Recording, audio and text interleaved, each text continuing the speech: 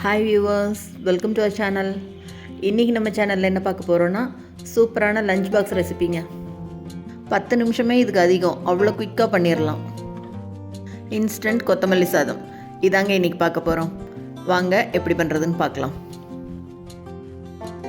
இதுக்கு ஒரு மிக்ஸி ஜாரில் நல்லா ஃப்ரெஷ்ஷாக இருக்கிற கொத்தமல்லியை வாஷ் பண்ணிவிட்டு கட் பண்ணி எடுத்துக்கலாம்.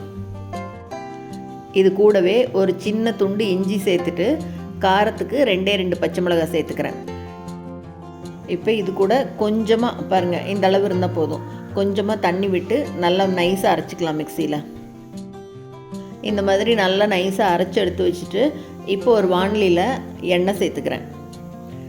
எண்ணெய் நல்லா சூடான உடனே இப்போ இது கூட கடுகு சேர்த்துட்டு, கடுகு பொரிஞ்ச உடனே 1 டீஸ்பூன் அளவு கடலைப்பருப்பு, 1 டீஸ்பூன் அளவு உளுத்தம்பருப்பு சேர்த்துட்டு, கூடவே கொஞ்சமாக வேர்க்கடலை சேர்த்துட்டு 2 காஞ்ச மிளகாய் கிள்ளி சேர்த்துக்கிறேன். இப்போ அது கூடவே அரைச்சி வச்ச விழுதையும் சேர்த்துக்கலாம். இந்த சாதம் உடம்புக்கும் நல்லது, செய்கிறதும் ரொம்ப ரொம்ப சுலபம். பாருங்கள், இப்போ இந்த விழுதை சேர்த்துட்டு நல்லா கலந்து விடலாம். அதில் இருக்கிற அந்த தண்ணியெல்லாம் வற்றி அப்படியே சுருண்டு வரணும். அரைக்கும்போது ரொம்ப தண்ணி விட்டு அரைச்சிட வேண்டாம், கொஞ்சமாக விட்டால் போதும். ஏன்னா நிறைய தண்ணி விட்டோம்னா அதனோட டேஸ்ட்டே மாறிடும். நல்லா வதக்கினதுக்கப்புறமா இந்த சாதத்துக்கு தேவையான அளவு உப்பு, கொஞ்சமாக மஞ்சள் தூள் 2யும் சேர்த்து நல்லா கலந்து விட்டுக்கலாம்.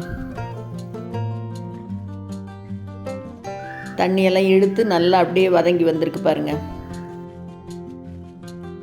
போதும். இந்த ஸ்டேஜ் வந்தோடனே இப்போ அடுப்பை சிம்மில் வச்சுட்டு வடித்து வச்சுருக்கிற சாதத்தை இதில் சேர்த்துக்கணும். சாதம் கொஞ்சம் உதிராக இருந்தால் நல்லாயிருக்கும்.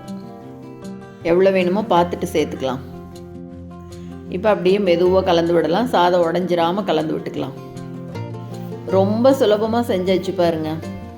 காயெல்லாம் இல்லைன்னு லஞ்ச் பாக்ஸுக்கு தேடிட்டே இருக்க வேண்டாம். கொத்தமல்லி இருந்ததுன்னா போதும், டக்குன்னு 5 நிமிஷத்தில் செஞ்சு முடிச்சிடலாம். அவ்வளோதாங்க, நல்லா கலந்து விட்டாச்சு. கொத்தமல்லி சாதம் ரெடி ஆயிடுச்சு.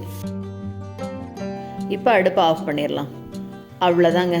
சூப்பரான இந்த வீடியோ உங்களுக்கு பிடிச்சிருந்ததுன்னா லைக் பண்ணுங்கள், ஷேர் பண்ணுங்கள், கமெண்ட் பண்ணுங்கள். மறக்காமல் நம்ம சேனலை சப்ஸ்கிரைப் பண்ணுங்கள். கூடவே பக்கத்தில் இருக்கிற பெல் பட்டனையும் தட்டி விட்டுருங்க. ஸோ நான் போடுற வீடியோ எதுவுமே மிஸ் பண்ணாமல் பார்க்கலாம். தேங்க்ஸ் ஃபார் வாட்சிங்.